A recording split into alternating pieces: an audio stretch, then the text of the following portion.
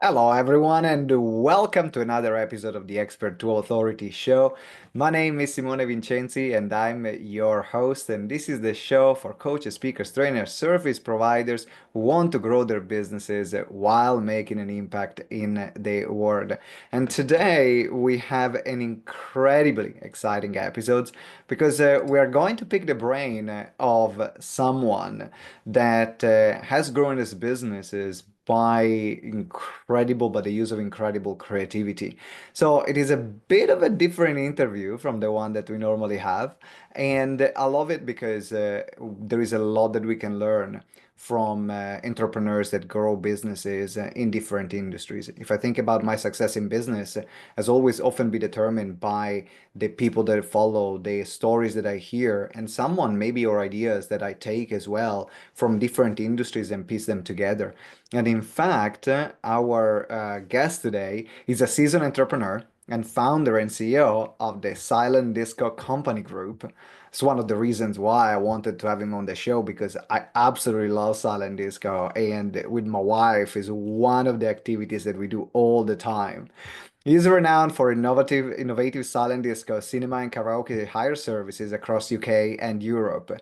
He has an unwavering commitment to delivering exceptional experiences, and his passion lies in crafting engaging events that cater to diverse audiences and occasions.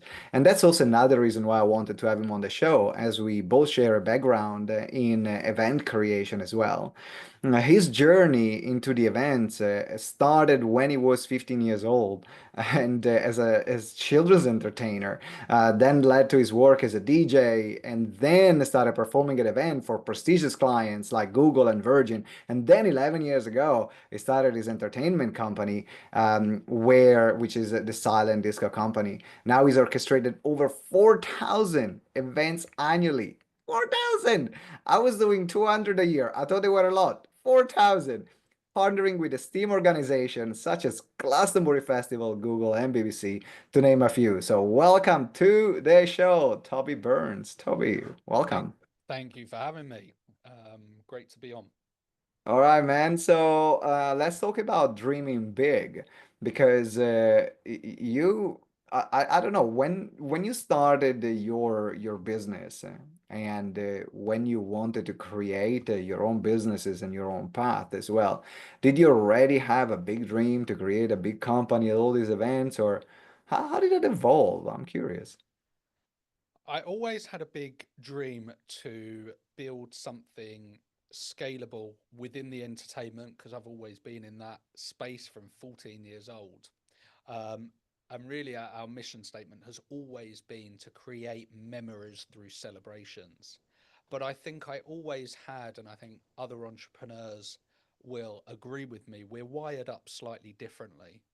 That we put ourselves through these sleepless nights and the stress and everything that comes with being an entrepreneur because you want to create a business, you want to create freedom, and wealth creates freedom. And I think that's a really important thing for a business owner that we create our own environment that we want to work in. We're not working in somebody else's environment, we've created our own.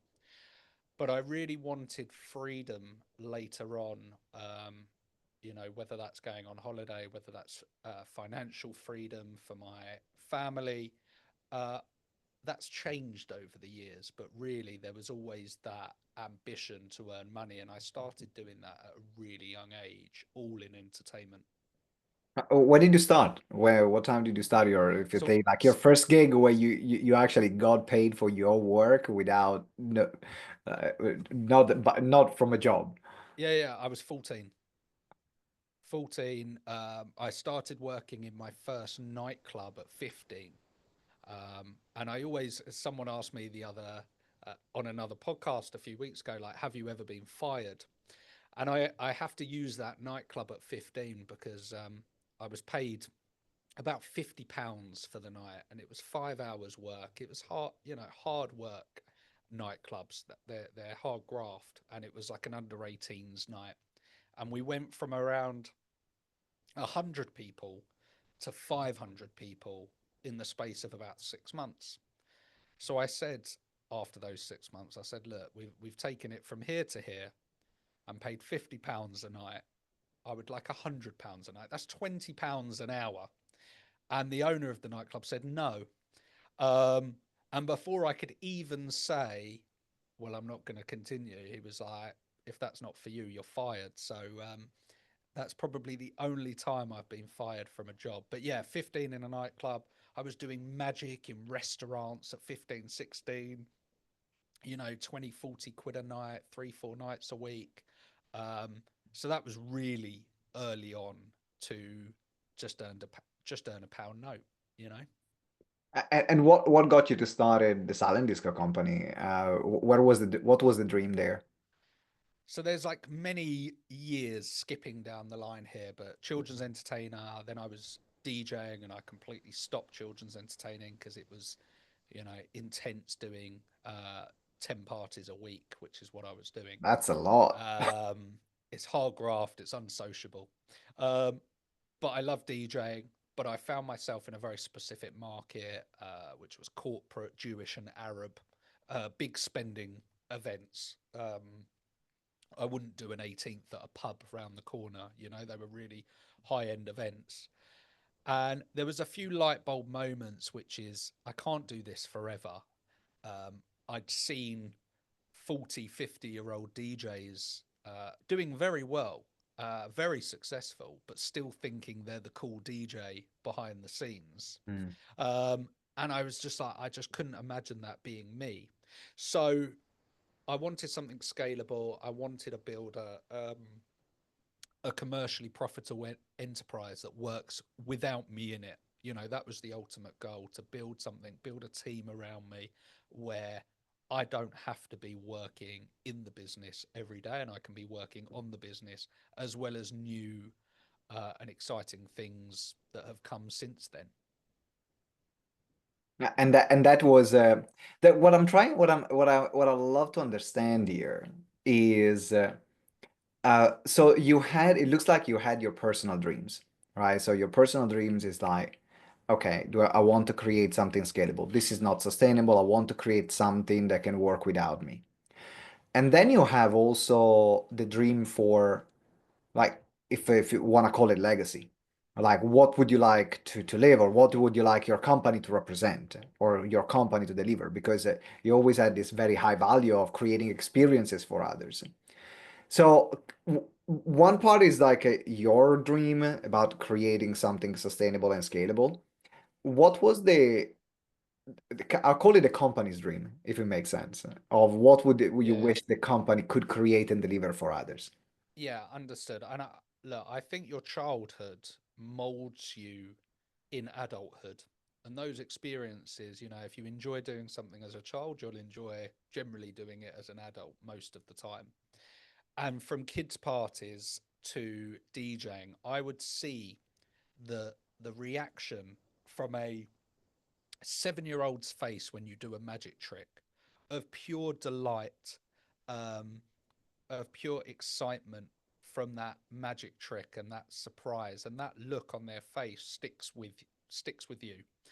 Um, so the company's dream, and as I alluded to earlier, the mission statement for is creating memories through celebrations, and that goes across all of our brands. That when we see people at a silent disco, and you will know because you've experienced it, and when you look around at the people around you with headphones on and they are in their own little world, they think no one else is in the room singing their hearts out. Okay, those memories stick with people.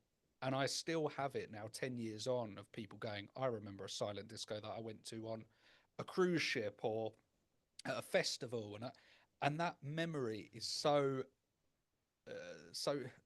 embedded in their mind from what happened at that event. And that stems from, again, kids' parties, seeing that surprise or doing a magic trick in a restaurant.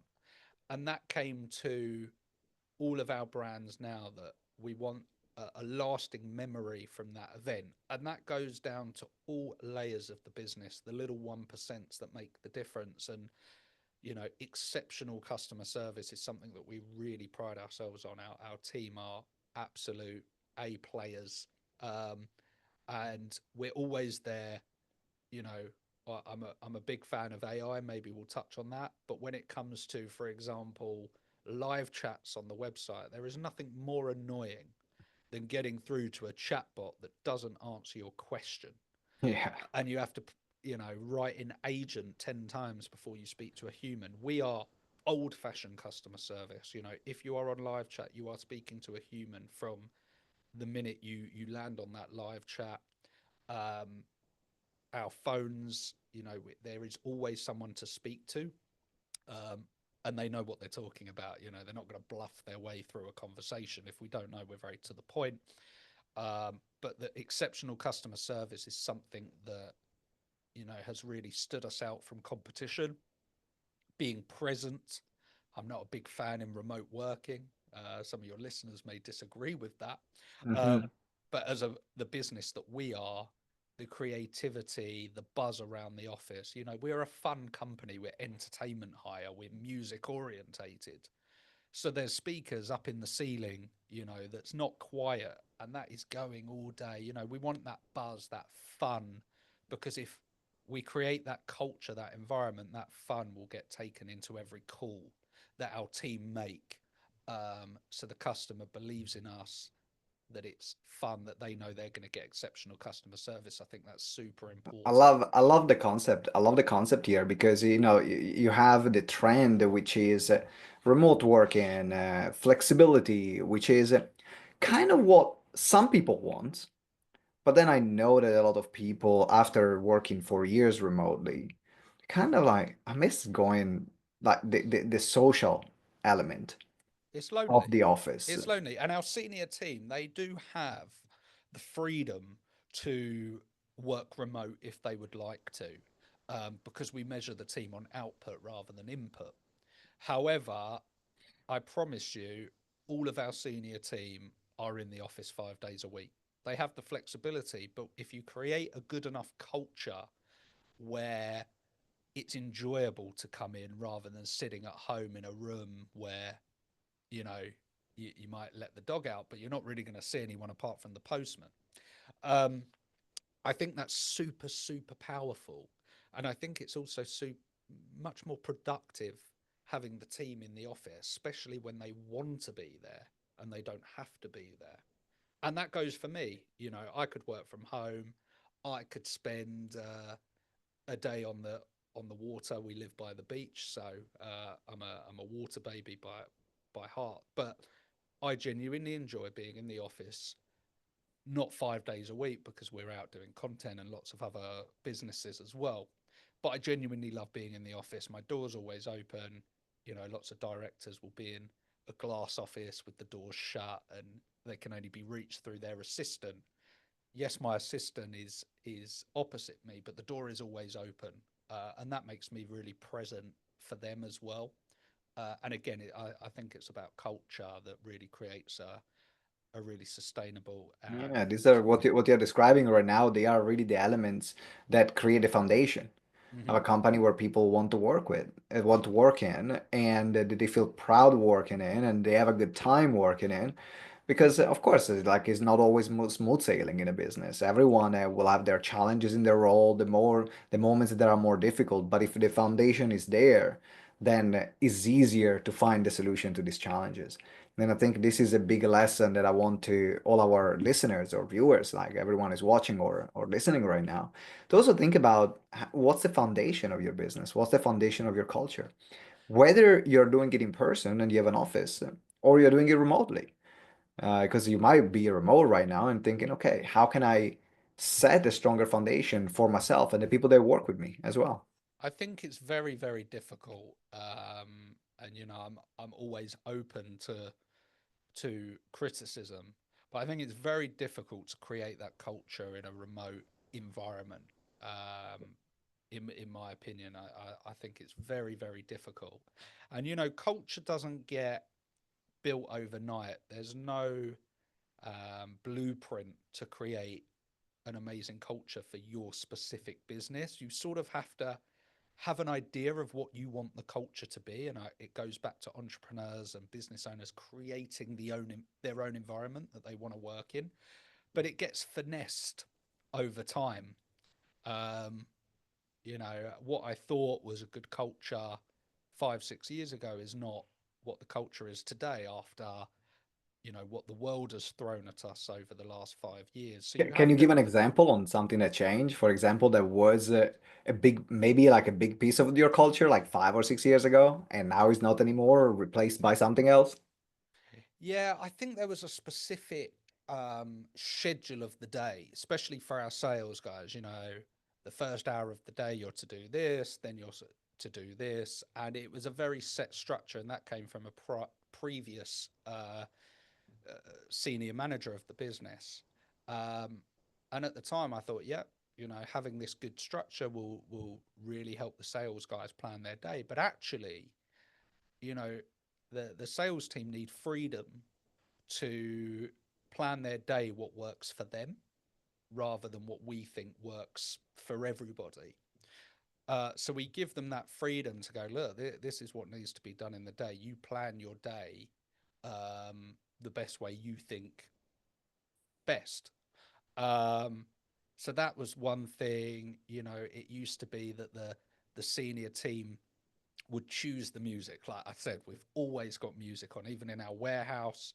With the warehouse team, they have a big sound system in the warehouse and they're playing music all day. And it used to be like, the manager, it's a bit of a democracy, but the manager will choose, um, the radio station or the playlist.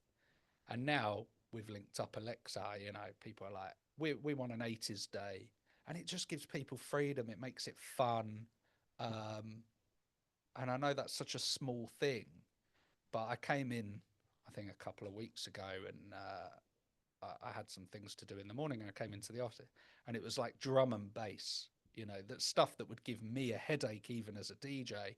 Um, and I came in and I was like, "What is this absolute nonsense being played?" And they went, "We're having a drum and bass day," um, and the energy as I walked in was just amazing.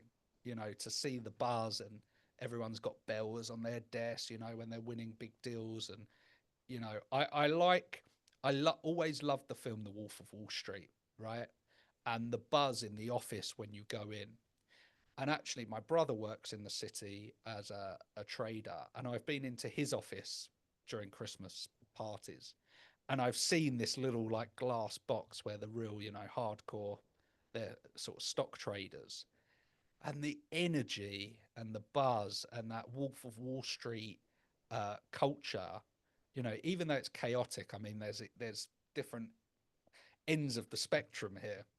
Uh, but to create that buzz, that fun, if people want to stand up and make the sale, let them stand up, give them the freedom, make it fun, make it energetic, than just coming in. You've got BBC News in the background making everyone depressed, or LBC, and And also, if you're working in sales, like it is a role where your energy determines your outcome. absolutely. So, Because ultimately is the energy that you have in your video calls or in your sales calls, in the messages that you send, in the after you try to reach out to 100 people and no one picks up, and like you have all 100%. these people, maybe you booked a closing call with a client and the client decides to move in another direction, and you know that you have that deal already almost signed, and now you need to go back and say to everyone, it didn't go through.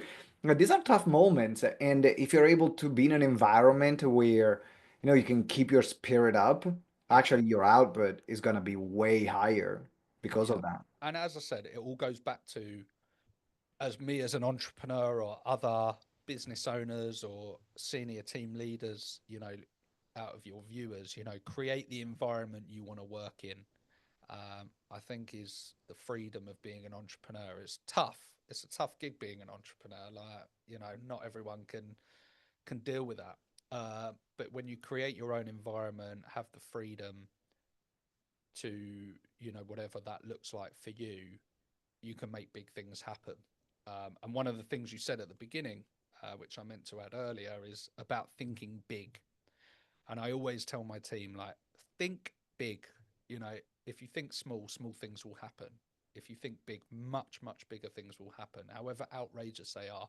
You know, think big and you are more likely to go there. It's a mindset thing. And I think that's something we really do think about within our sales team and within our business is, people seriously overestimate what they can do in 1 year, but they unbelievably underestimate what they can do in 10.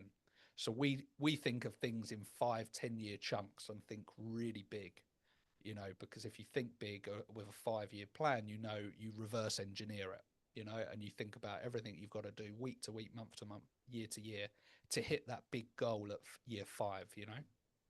Well, in fact, that was actually the question that came to me. Is it, what does thinking big means? Because I think that there are a lot of concepts, right? If I think big, play big, and they can be a lot of words full of air.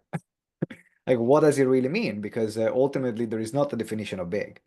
It's like what's big for you might not be big for me. What's big for me might not be big for you, and vice versa. And that's also depend on the starting point of every single person involved. So, what's your definition of thinking big? Ambition is my thinking big. You're right. Everyone that has a different view of thinking big. But 3 years ago, I said, right, it was just after the pandemic, and I said we're going to open in Dubai.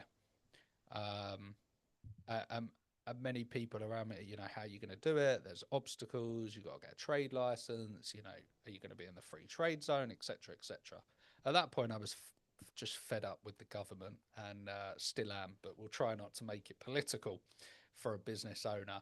But I thought about let's open in Dubai and give it a shot. So to a degree, that's thinking big. That's a big challenge to go and do that and get on a plane, go out there, get new clients, start again in a different country. Um, but entrepreneurs have got to get up and go. You can't bank on the bank.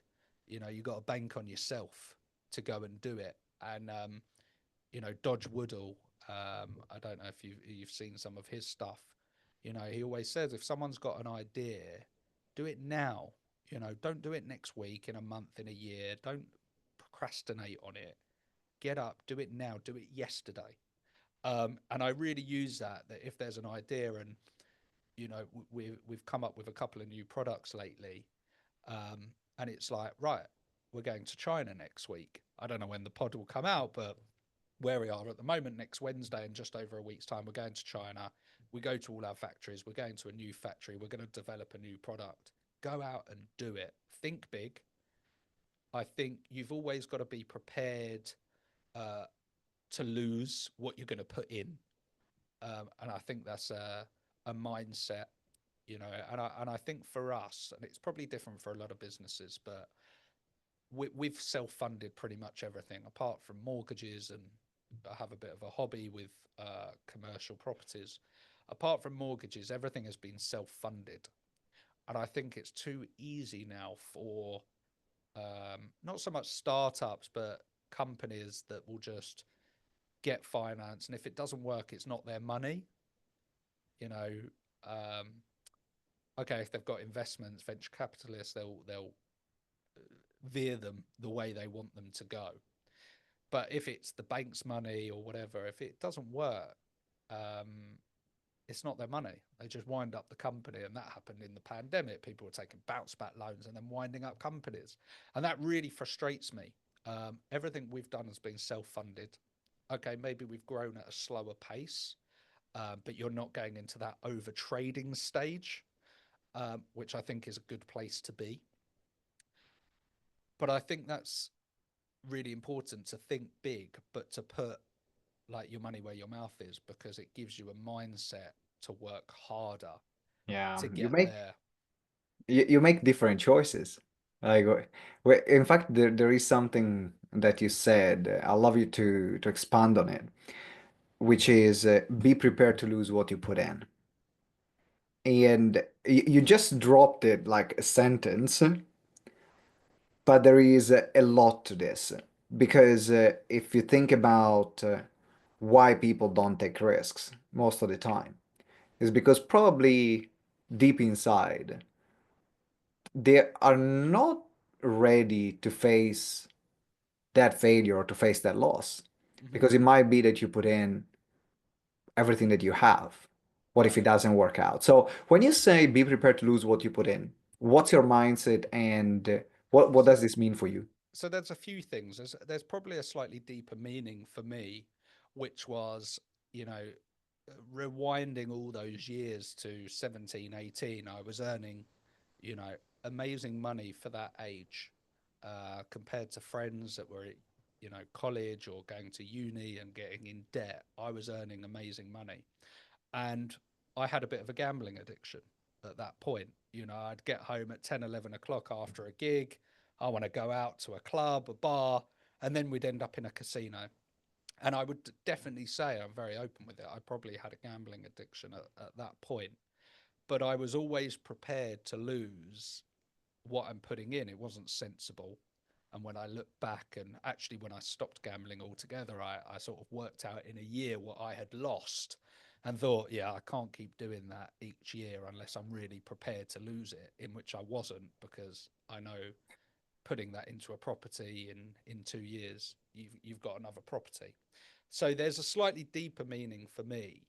But I think if entrepreneurs and business owners are not prepared to put their own money on the line, then entrepreneurship is not for them, because entrepreneurs will take calculated risks, and they are calculated, but you got to be prepared to lose something, even if it's not the full amount and you finance some of it or whatever. You've got to be prepared to lose it, and I think that's important to note. But I think if you've got an idea, I think we need more business owners, in the UK. I know they're making it difficult, but I think with the evolving AI coming our way very quickly, obviously it's here, but it's, you know, just multiplying hour by hour, day by day. I think people need to look at creating businesses because, you know, the way the education has trained you for, well, the education system is based on the Industrial Revolution, you know, and then instead of 100 farmers, one tractor came along and did it all. It's the same thing for AI. Instead, it's not going to be 100 farmers, it's going to be 100,000 people. And I'm really passionate about this on the education side, that schools are not doing our children any favor. And maybe I've gone down a little No, rabbit hole here, but I think I'm it's with really you. important I'm with because you. we're training them to say, you know, learn learn Pythagoras, learn this, learn that, go to university, get yourself in 50 grand of debt, and that you can go into the city and get a job much easier. That doesn't happen anymore. It just doesn't happen anymore. We don't teach kids about money, you know, physical money and business. Um, you know, is a really key thing. And I think the education system now, with AI coming, has to be adopted to some degree to actually train people for real life and what's to come. Because there's no point training, in my opinion, 8 years to become, you know, an anaesthetist or something like that. Because yes, you might have a supervisor, but an AI is going to monitor those machines, tell someone if they need a bit more, a bit less, you know, what, just as one analogy. Um, and I've got friends now that, you know, okay, they've got themselves a city job and they're still there 20 years later, still doing the 9 till 5, coming home on the train or whatever, or they go out for drinks, they entertain clients, they come home, they watch Netflix. It gets to Sunday night and they've got to do it all again. Um, and I think you could be with a company 20 years now and then they'll just make you redundant. You know, they don't care. They're being bought out by multinational companies. And I don't think they really care about their employees that have been with them 15, 20 years. So the world is changing. You know, you've seen the amount of redundancies. I think Yeah, it's Bournemouth crazy. University just made an announcement as one example. I think they had 2,000 staff. They made 500 redundancies at the start of the year. And then just last week, they've announced another 200 redundancies. Even our universities are not working, you know, so we've got to change the way we look at education, that it's, we're not training people for the industrial revolution anymore. We need to train people for business, because these AI tools is going to make it so much easier for anyone to start a business. But going full circle, if you're not prepared to lose something, we're not talking putting your £200,000 house on the line here. It might be £5,000, but if you're not prepared to lose it, then entrepreneurship isn't for you, and maybe that sort of mundane 9 till 5 is what you would prefer.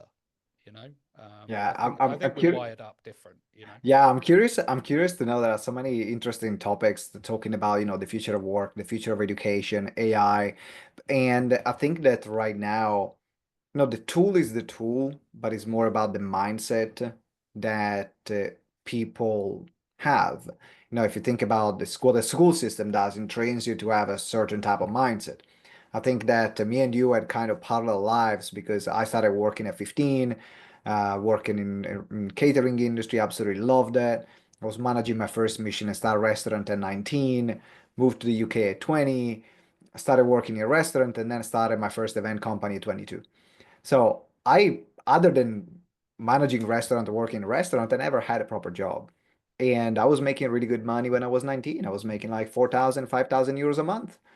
For a 19-year-old, is a lot of money. I Yeah. was making more money than my dad and my mom put together. But it's just that I saw the world in a different way compared to all my peers. Hmm. While they were going and doing sports activity, where they were going out at night, I was working almost every night and every weekend from the age of 15. And that formed me in a certain way.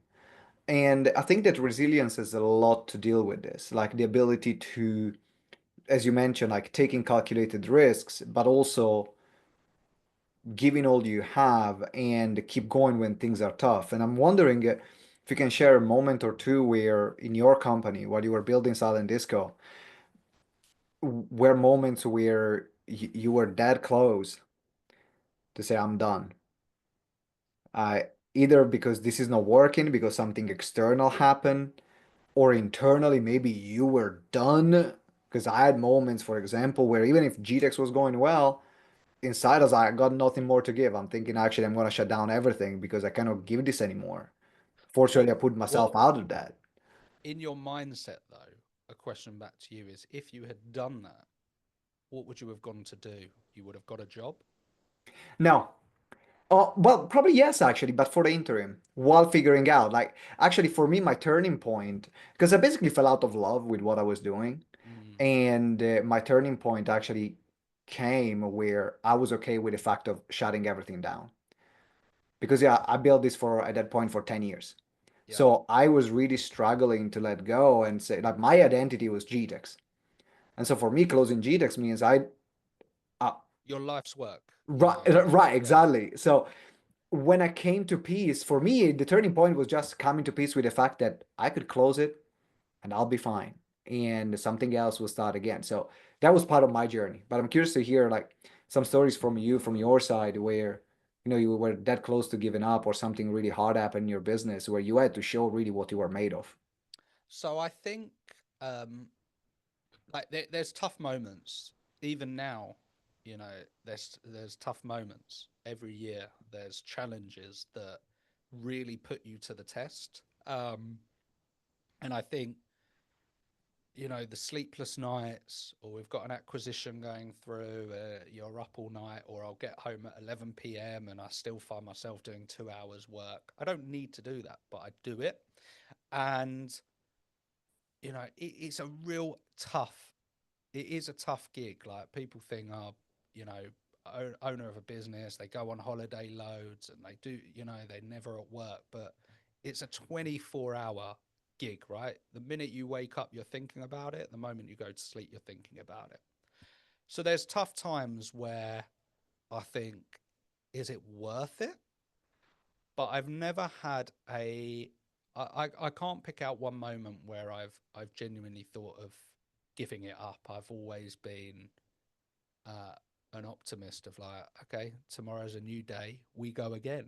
And maybe that's the And that's the attitude, That's right? maybe that's the entrepreneurial spirit in me. Don't get me wrong, we've had failures. We've had many failures, and failures What was the toughest moment, like the toughest thing, the toughest situation that you the managed t- to solve? the toughest, unquestionable, uh, was the pandemic. You know, that really was on a mental health basis, on a business basis. That was the real that put me to the real test, and I'll tell you why. Is we were a thriving business. Every call, the phones are ringing all day, every day, booking, inquiry, big deals, etc. And look, I go to China a lot. I saw it in China. I was like, this is coming. This is coming. It's a case of when, but it's coming. And it was that moment, when we went into lockdown, that all them calls with a click of a finger, what every single call was a cancellation or postponement. And you can have the best culture, the best energy in the room, but when every call changes from a booking or inquiry to and I mean every single one, to a cancellation or a postponement, and we did really well with postponing, it was just draining mentally, physically, looking around at the team, looking at them drained.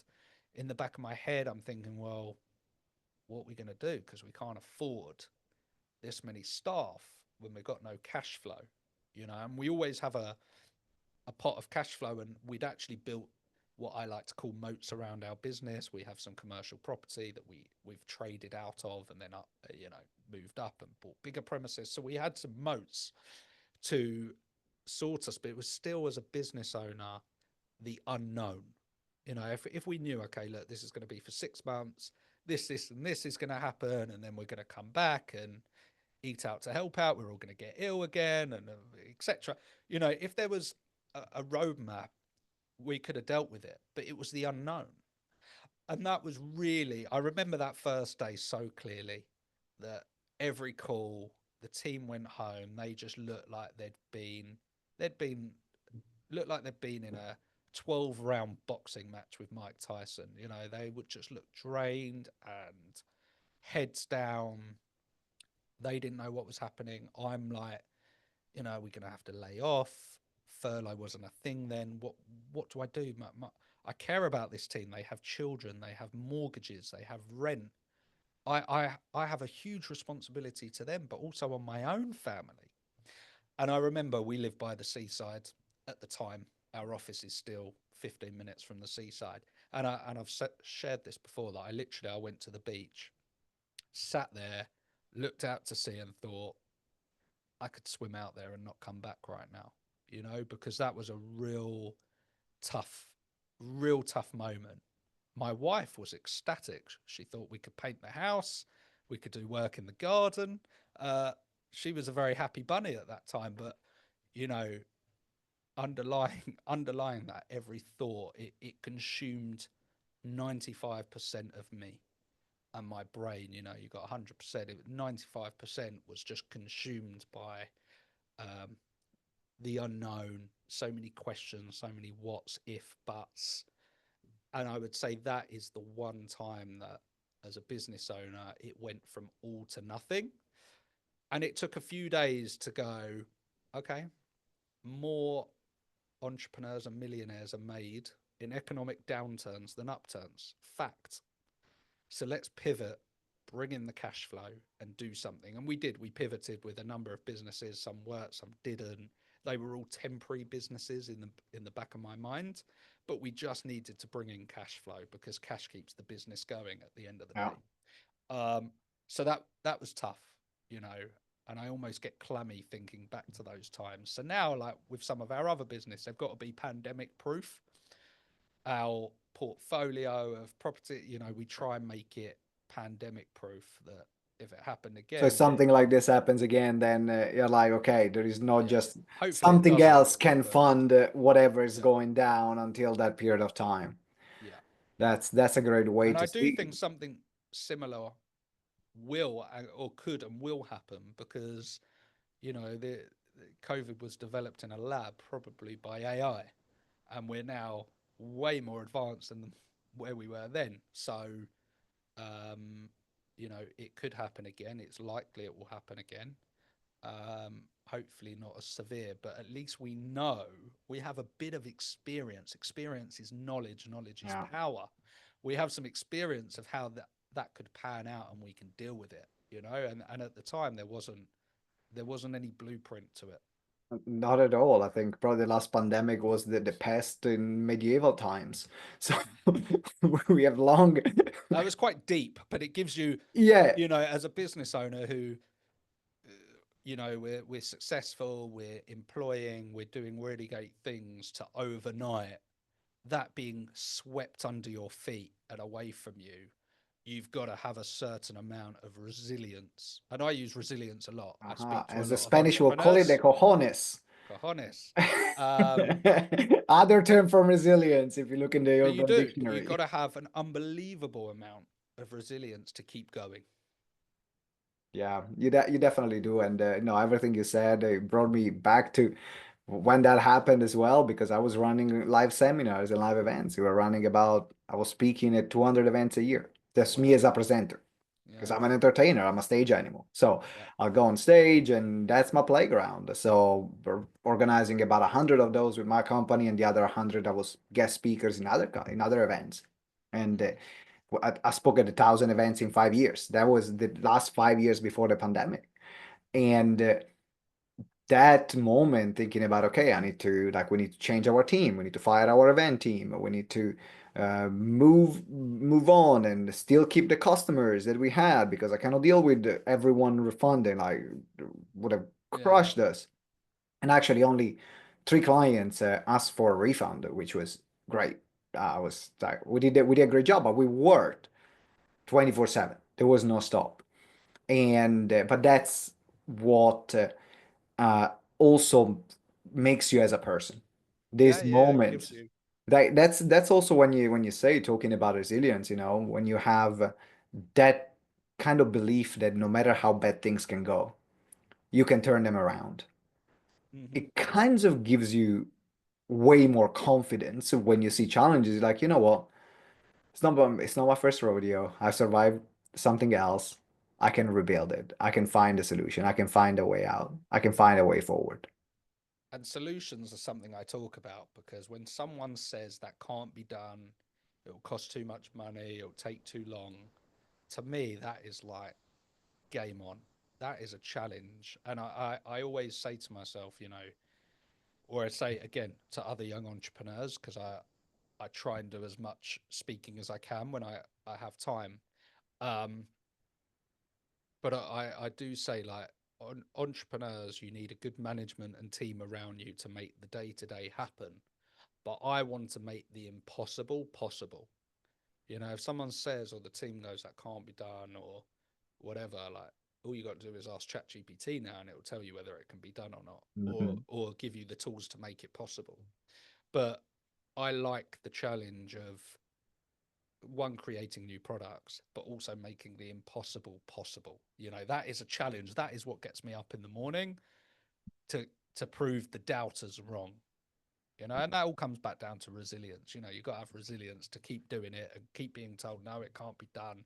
Keep knocking on the door, whether it's a deal to get over the line, staying on their radar. Keep knocking, knocking, knocking. Build up that resilience, I and think I think that's a perfect way to wrap up, and also to find the title of the episode, which is going to be "Make the Impossible Possible." We're just waiting for this line, and that's now. It's gonna be the title of the episode. Toby, it's been a great interview. Sometimes I say, "Oh yes," and these interviews are gonna be only 25 minutes, and then 45 minutes in, we are still talking. That's a sign of how much I value this conversation. If people want to reach out to you, connect with you, learn more about what you're involved, where is the best place to go, and what resources do you have as well? so for our businesses, best place to search is at the Silent Disco Company on all social media channels. And me, we have a YouTube business vlog where I sort of show behind the scenes of our company, our commercial properties, and when we go to China next week, we'll be vlogging all of that. So you can just search Toby Burns or the Eventrepreneur, little play on words there, or visit me at tobyburns.net. and you'll see all of my stuff there as well. All right, that's brilliant. All the links are in the show notes. So if you scroll down right now, you can connect with Toby. Toby, thank you very much for your wisdom and this wonderful conversation. There's a lot of concepts that, in particular on the mindset level, that if people embrace, it will make a difference to their business and their life. So thanks again. My pleasure. Thanks, guys.